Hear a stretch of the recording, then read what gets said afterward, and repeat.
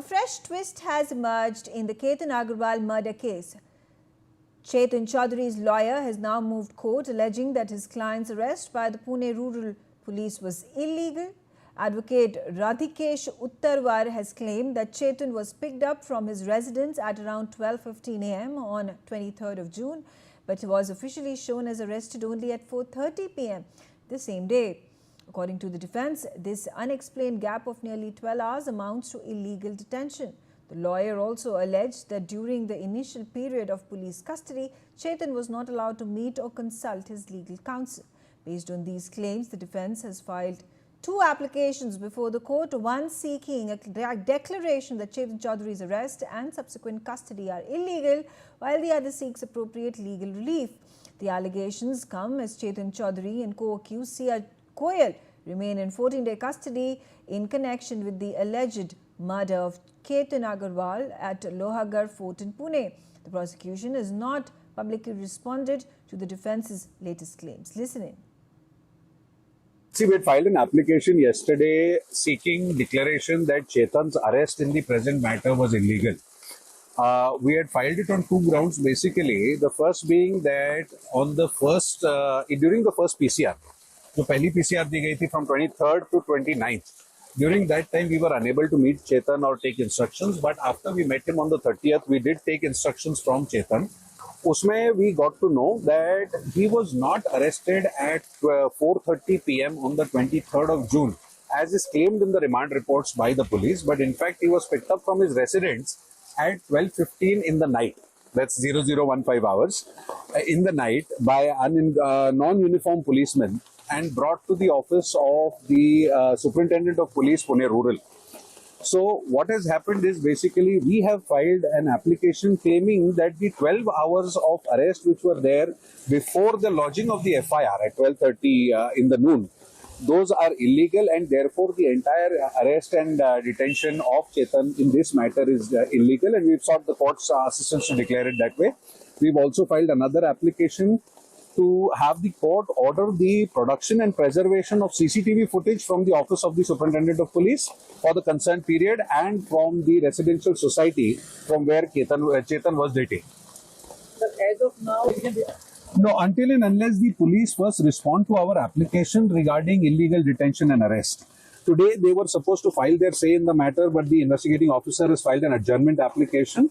The court has fixed the hearing for Wednesday.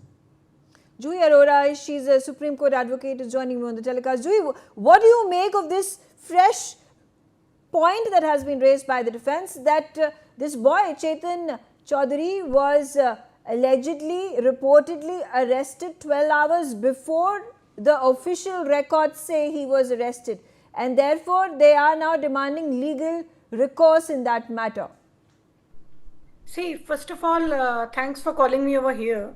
Megha, I would want to press one point that as per our criminal jurisprudence, the court has to see that whether there is an actus rea or a mens rea also.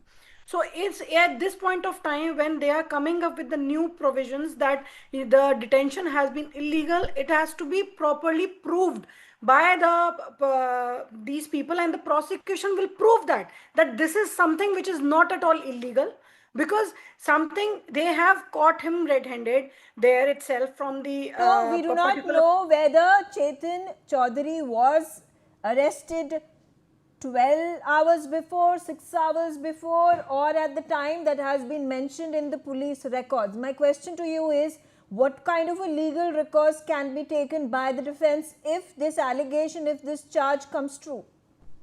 See, in case if this kind of a charge comes true and prosecution is unable to prove the point that there is a discrepancy with regards to the records and the actual time of the arrest, then in that case it will come heavy on the prosecution for provided that, because this is something which is they have to follow the proper legal procedure. Whenever you are actually arresting the accused, you need to exactly, and as per the new criminal law, it has to be very much accurate, and the proper legal legal procedures have to be followed at the time of arrest. The proper Caesar menu has to be there and everything has to be there. If something comes fishy like this, then it will be a very difficult position for the prosecution to come out of this. Okay, all right. Let's take a look at some other breaking developments in this matter. After alleging that Ketan Chaudhary was illegally detained before his formal arrest, the defense has now moved to court with a second application seeking to preserve crucial CCTV evidence. Ketan Chaudhary's lawyer, Advocate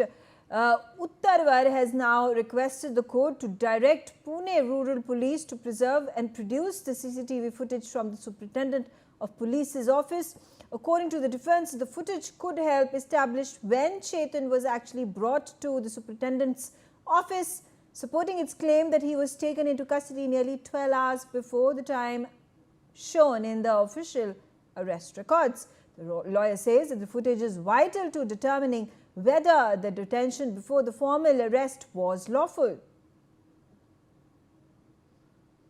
Juhi Arora, quickly coming to you once again. Now, the question with regards to the CCTV footage, which has been demanded by the defense to be preserved and brought as evidence in front of the court of law, in front of the judges. Now, can there be irrefutable evidence by way of this CCTV footage that will allow for this charge that has been leveled by the defense against the police? How is it going to be detrimental in the proceedings that are being carried out by the police?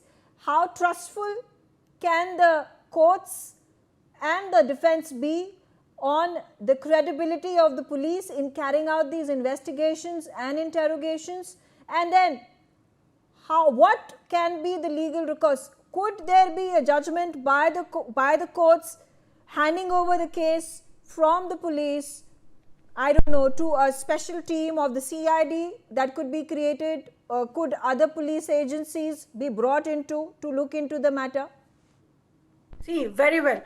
See, as of now, as and when you are arresting anybody, is as per the criminal procedure, as and when you are arresting anybody accused in these kinds of a matter or any other crime, then in that case the detention has to be legal, and at the same time you have to lodge an FIR. Detention has to be shown. You cannot do this, that you are detaining a person and lodging an FIR after few hours or maybe some hours after that. If something this has happened, this is against the law. Also, there is a right of the accused also to go and ahead to call the lawyer or to have the legal recourse as and when detained by the police. And in this case, I think something which has not been happened, and that is why the defense is now coming up with that particular application of CCTV footage that will particularly show that from where the this man has been detained and how much hours difference has been there. So in that case, their legal recourse can be a difficulty position for this prosecution.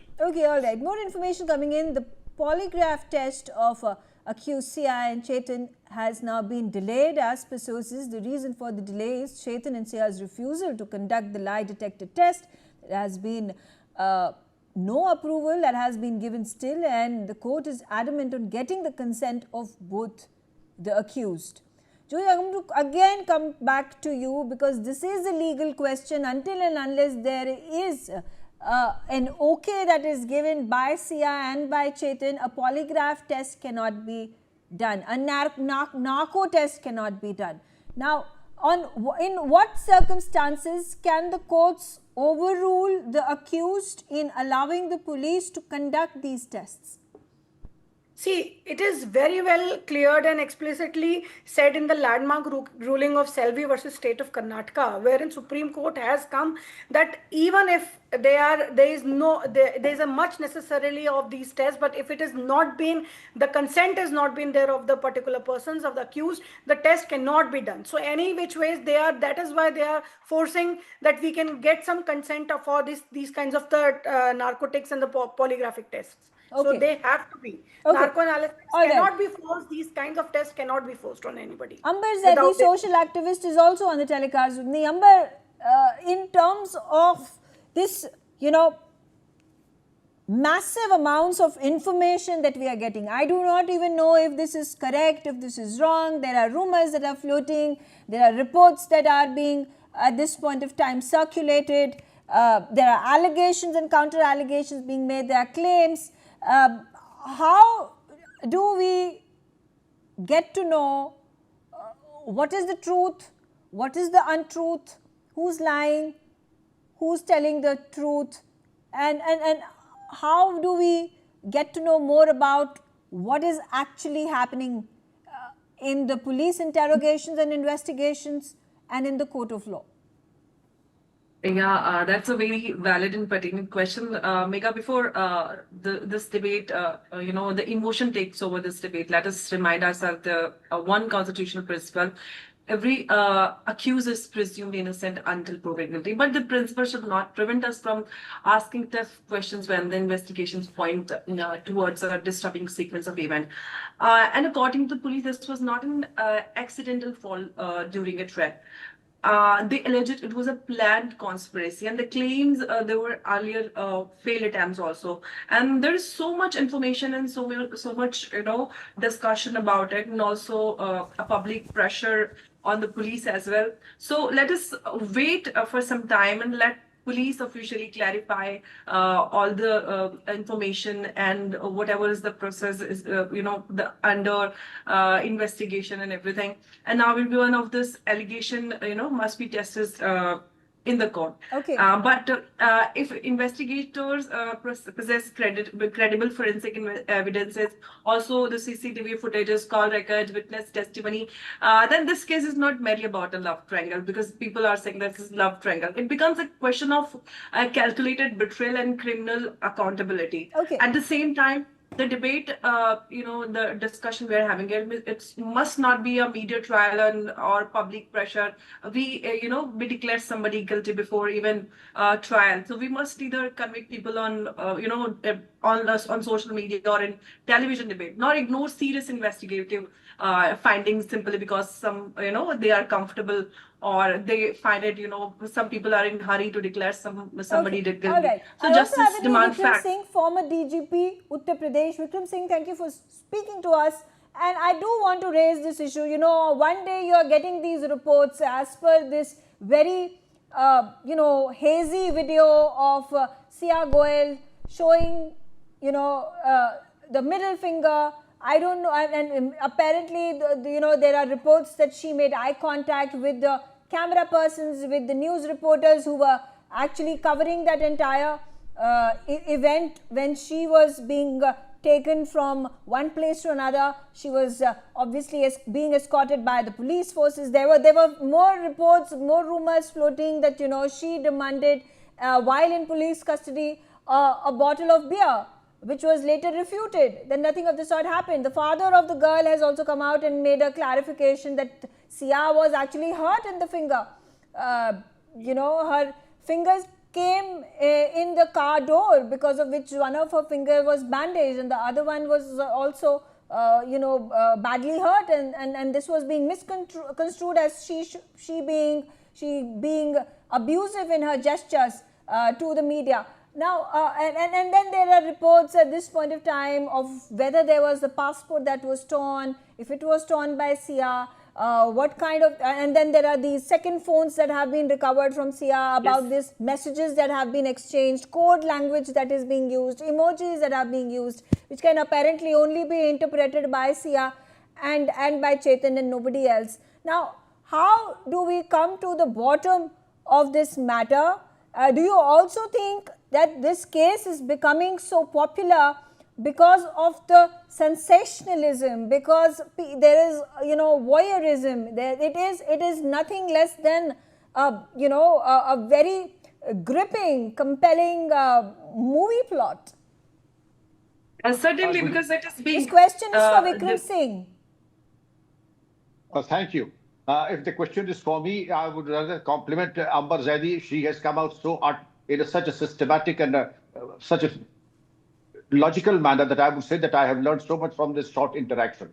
I would say that it's not a popular case. It is something that is so sensational, with an element of voyeurism and an element of shocking the sensibilities of the nation. Now, to your question that there are allegations and counter allegations, wild allegations, but I would say that Sia is a child who feels that the world is at her feet, and a child with great entitlement. and this is how our super brats are brought up.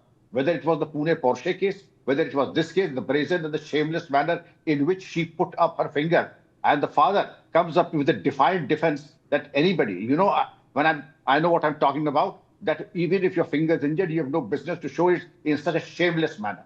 And it is not the first time that she has behaved in this irresponsible manner. There were other occasions demanding bottles of beer, home food, whatever. I couldn't care less. But as a professional investigator, the police have a job at hand and there is an investigation plan. Amber has explained it very, very scientifically that you have the CCTV footages. It's a different matter. You don't have a direct eyewitness. That doesn't matter. And the police do not pick up pocket witnesses now. And there's a Supreme Court ruling also that the police should not rely on pocket witnesses. Otherwise, it doesn't take more than 5 minutes for a chowki in charge to say that this is Banne and this is Bhondu and they saw her pushing her. Those days are now over. Could you also tell me, how do we react to these rumors that are floated, these reports that are then refuted, that Sia went ahead and asked for a bottle of beer from the police? This was negated. How does this rumor mongering to begin at the first place? Firstly, we should care tuppence about such rumors, allegations, and counter allegations. They die a very natural death. It is not for us to confirm and contradict every nonsense that comes our way. It is absolutely nonsensical as far as the police are concerned. They are only concerned with evidence, creating sources who will bring a first-hand evidence, and that will come from scientific aids to investigation. The so-called smart crooks, they want to destroy the phone, destroy the SIM card. But the fact of the matter is that the cyber and the IT investigation forensics will get to the intestines of the accused. What do you make of these allegations that have been put forth by Chetan's defense attorney, saying that he was in fact detained by the police 12 hours before the official police records that mention that he was arrested?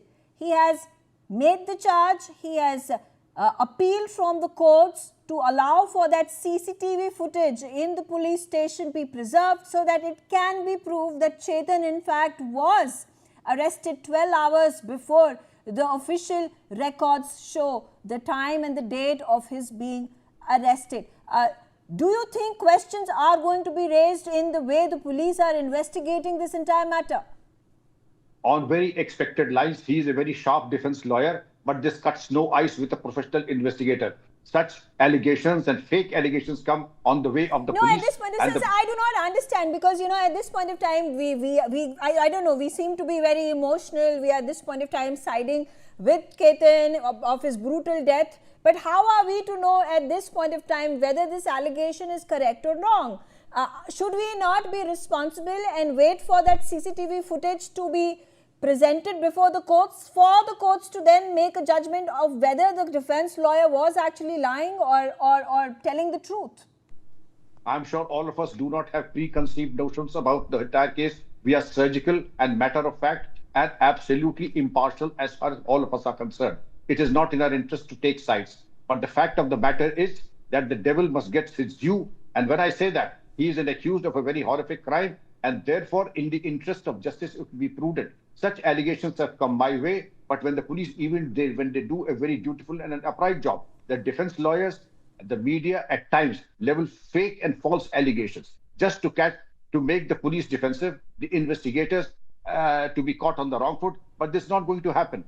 I find the Pune police is a very professional police force, very systematic in their approach, and they do it by the rule book and absolutely everything. I cannot say the same for myself, because there are occasions when the police cut corners. But in this case, I don't think the police has cut corners. But it is also, okay, fair enough, taking your point. But at the same time, at this point of time, the police has come under the ambit of the alleged wrongdoing that is being questioned by the defense's side, by Ketan Chaudhary's defense attorney.